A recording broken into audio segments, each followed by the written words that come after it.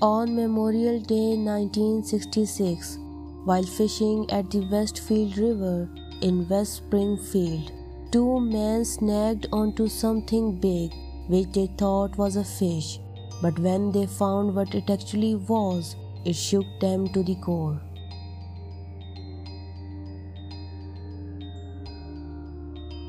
Betty Lou Zukowski was born on June 2, 1955, in Chicopee, Massachusetts, to Stanley and Mildred Zukowski. She was their only child. On 26 May 1966, Betty Lou left her house at around 6 p.m. She told her mother that she was going to meet with one of her girlfriends. When she didn't return home that evening, her parents notified the cops. Police department issued an all-state alarm and began looking for her. They questioned her friends and acquaintances, but no one knew where she was. The girlfriend's name she told her mother about was later proved to be fictitious.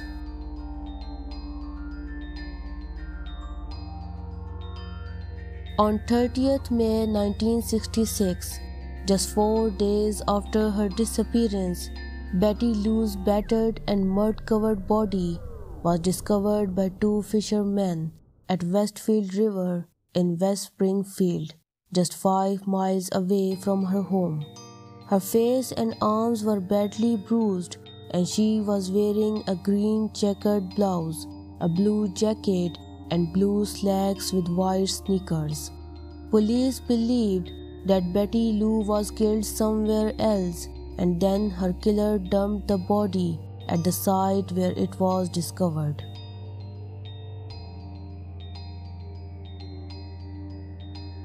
Medical experts who conducted Betty Lou's autopsy determined her cause of death to be multiple blunt force head injuries, a skull fracture, and terminal drowning.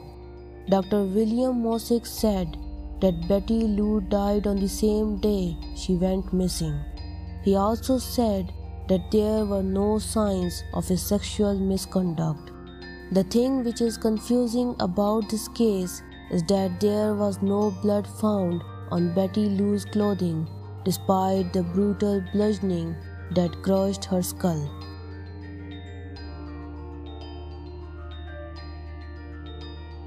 After the discovery of Betty Lou's body, both West Springfield and Chicopee Police Department initiated a joint investigation and assigned their entire detective bureaus to this case.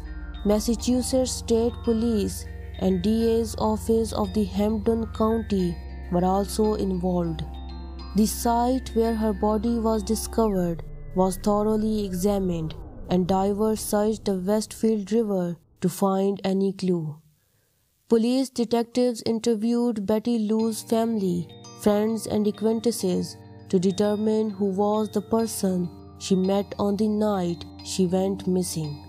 Police believed that Betty was familiar with her assailant, and that's why she left her home on the night of May 26. Some of Betty Lou's friends, when interviewed, told police about a teenage boy named Ralph, and police was seeking him for questioning. Ralph was described as a boy between the age of 17 or 18, 5'5", and weighing between 125 to 135 pounds. He had black hair, brown eyes, and wore black framed specs.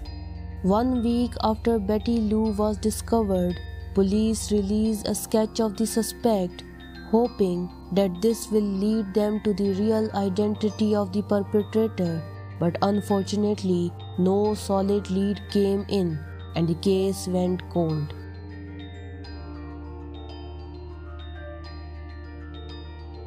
In November of 1997, investigators at the West Springfield Police Department found new information about the case that linked a man by the name of Donald Moss to Betty Lou's murder. At the time, police had interviewed multiple witnesses but their investigation didn't lead to Donald being arrested. In 2022, Hampton DA's office Unresolved Cases Unit took up Betty Lou's case, and their investigation led to Donald Moss being charged with first-degree murder of Betty Lou Zukowski. An arrest warrant was issued, and on November 2, 2022, Donald Moss was taken into police custody. On November 3rd, he appeared before a judge in Hampton County Superior Court, and his attorney entered a non-guilty plea on his behalf. He is currently being held without bond and is scheduled to appear in court in May of 2023. Donald Moss has a long history of crime against children and is a registered sex offender. He is listed as a level 3 offender, which means he has the highest risk of reoffending and pose a high degree of danger to public.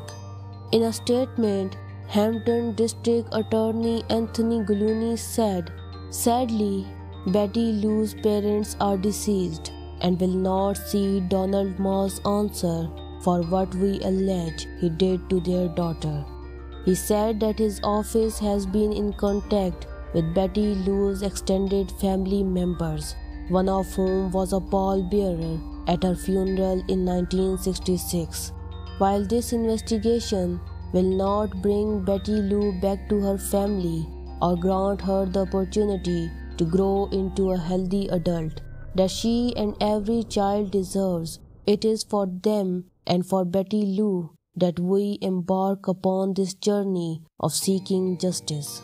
Guluni also stated, "I cannot promise that we can solve every case, but I can and do promise that we will make every possible effort and never forget."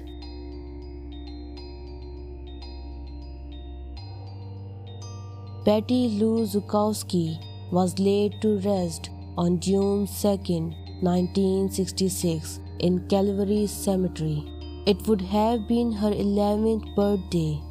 Her parents died not knowing who murdered their child, but we hope now, after almost 6 decades, Betty Lou Zukowski will finally have the closure she deserves. If we missed any detail about this case, please comment down below and reward us with your feedback. Also tell us about any other case you want us to cover. See you in our next video. Until then, goodbye.